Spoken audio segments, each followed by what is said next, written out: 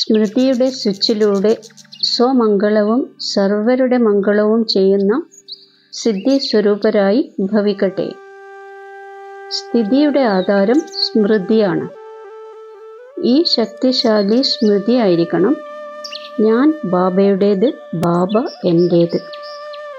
അപ്പോൾ ഈ സ്മൃതിയിലൂടെ സ്വയമിൻ്റെ സ്ഥിതി ശക്തിശാലിയായി മാറും, മറ്റുള്ളവരെയും ശക്തിശാലിയാക്കുകയും ചെയ്യും.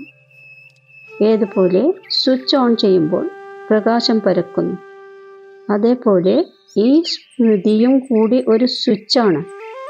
സദാ സ്മൃതിയാകുന്ന സ്വിച്ചിൻ്റെ ശ്രദ്ധ വേണം. എങ്കിൽ തൻ്റെയും മറ്റുള്ളവരുടെയും മംഗളം ചെയ്തുകൊണ്ടിരിക്കും. പുതിയ ജന്മം ഉണ്ടായി, അപ്പോൾ പുതിയ സ്മൃതിയുമായിരിക്കണം. പഴയ എല്ലാ സ്മൃതികളും സമാപ്തമായി. ഈ വിധിയിലൂടെ സിദ്ധി സ്വരൂപത്തിൻ്റെ വരദാനം പ്രാപ്തമായി പോകും.